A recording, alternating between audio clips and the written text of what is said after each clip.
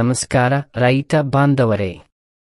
ಕೃಷಿಯಲ್ಲಿ ಡ್ರೋನ್ ಅನ್ನು ಏಕೆ ಬಳಸಬೇಕು ಎಂಬುದರ ಕುರಿತು ಇಂದಿನ ಈ ವಿಡಿಯೋ. ಕೃಷಿಯಲ್ಲಿ ಡ್ರೋನ್ ಅನ್ನು ಏಕೆ ಬಳಸಬೇಕು ಎಂಬ ಬಗ್ಗೆ ರೈತರಿಗೆ ಹಲವು ಪ್ರಶ್ನೆಗಳಿವೆ. ಸಮಯ ಕಳೆದಂತೆ ತಂತ್ರಜ್ಞಾನವು ವಿಕಾಸಗೊಳ್ಳುತ್ತಲೇ ಇರುತ್ತದೆ ಮತ್ತು ನಾವು ಅದನ್ನು ಅಳವಡಿಸಿಕೊಳ್ಳದಿದ್ದರೆ ನಾವು ಹಿಂದೆ ಉಳಿಯುತ್ತೇವೆ. ಸಾಮಾನ್ಯವಾಗಿ ಪ್ರತಿಯೊಂದು ವಿಜ್ಞಾನ ಮತ್ತು ತಂತ್ರಜ್ಞಾನವು ನಮ್ಮ ಕಲ್ಪನೆಯನ್ನು ಮೀರಿದೆ.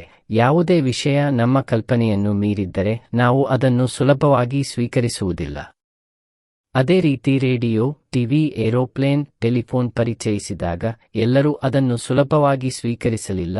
ಅನೇಕ ಜನರು ಸ್ವೀಕರಿಸಲು ತನ್ನದೇ ಆದ ಸಮಯವನ್ನು ತೆಗೆದುಕೊಂಡಿತು. ಅದೇ ರೀತಿ ಡ್ರೋನ್ ತನ್ನದೇ ಆದ ಸಮಯವನ್ನು ತೆಗೆದುಕೊಳ್ಳುತ್ತದೆ. ಒಂದು ದಿನ ಇದು ಕೃಷಿಯ ಪ್ರಮುಖ ಆಯ್ಕೆಯಾಗುತ್ತದೆ. ಡ್ರೋನ್ ಯಾವ ಸಮಸ್ಯೆಗಳನ್ನು ಪರಿಹರಿಸುತ್ತಿದೆ?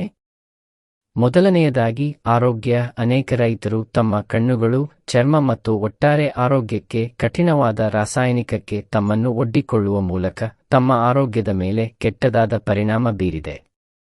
ಹಾಗೂ ಹಾವು ಕಡಿತದಿಂದ ಸಾವನ್ನಪ್ಪಿದ್ದಾರೆ. ಎರಡನೆಯದಾಗಿ 30% ಔಷಧಿ ಮತ್ತು 90% ನೀರು ಉಳಿತಾಯವಾಗುತ್ತದೆ. ಆದ್ದರಿಂದ ಉಳಿಸಿದ ಹಣ ಗಳಿಸಿದ ಹಣದಂತೆ.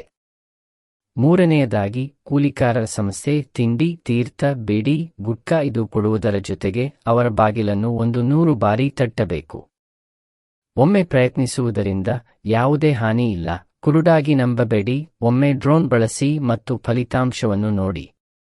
ಇದು 10 ಲೀಟರ್ ನೀರನ್ನು ಬಳಸಿ ಕೇವಲ 7 ನಿಮಿಷದಲ್ಲಿ 1 ಎಕರೆಗೆ ಮಂಜಿನ ರೂಪದಲ್ಲಿ ಸಿಂಪಡಿಸುತ್ತದೆ. ನೀವು ಅದನ್ನು ಅನುಭವಿಸುವವರೆಗೂ ದಯವಿಟ್ಟು ನಂಬಬೇಡಿ.